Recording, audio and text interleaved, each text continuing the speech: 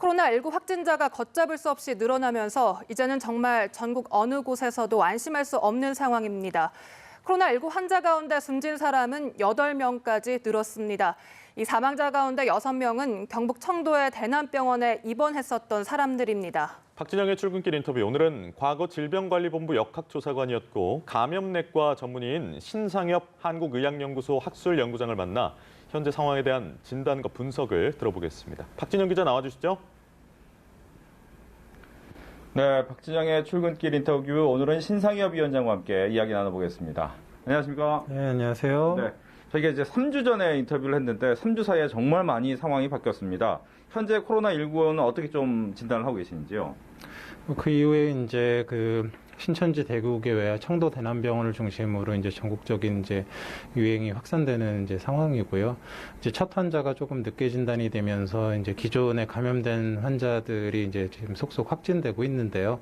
일단 지금 방역 당국이 열심히 노력해서 이제 자가격리도 시키고 이제 조기 진단을 이제 시행하고 있기 때문에 이 효과는 이제 한 1, 2주 정도 지나면 어느 정도 이제 파악을 할 수 있으리라 생각을 하고 있습니다. 네. 뭐 1, 2주 이야기를 하셨는데 많은 분들이 그러면 어느 정도 지나면 이제 좀 본격적으로 안정화될 것이냐, 열흘이냐 뭐 이런 얘기도 있거든요. 좀 봐야 됩니까, 더?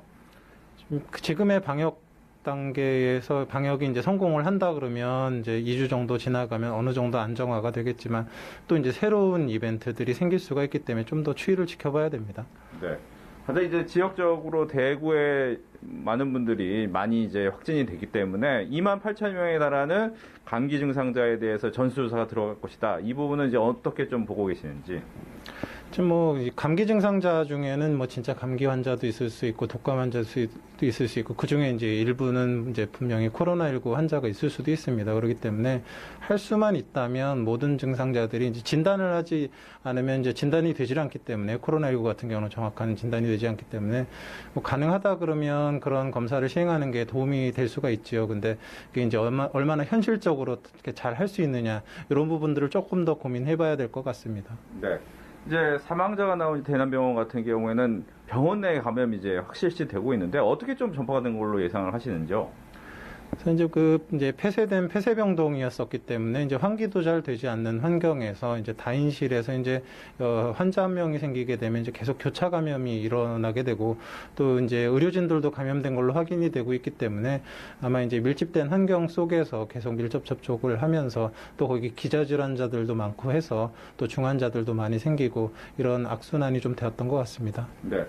이제 걱정되는 것이 확진자가 늘어나다 보니까 아무래도 병상도 부족할 것이다. 의료진도 많이 힘들 것이다. 이런 얘기 나오는데 앞으로 여기에 대해서 어떤 해결책이 좀 필요할까요?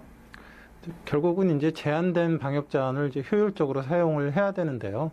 이제 이제 음압병실 같은 경우는 이제 중증 환자들이 시술을 할 수 있는 그런 중증 환자들 위주로 이제 주로 사용이 돼야 될 것 같고요. 코로나19가 이제 반드시 이제 음압병실에서 치료만 가능한 것이 아니라 일반 1인실이나 아니면 이제 환자들끼리 이제 안정된 환자들은 모여서 이제 진료도 가능하기 때문에 이제 다양한 방식들을 이제 방역 당국에서 강구하리라 생각합니다. 네. 오늘 바쁘신 함께 해주셔서 고맙습니다. 네, 고맙습니다. 지금까지 박진영의 출근길 인터뷰였습니다.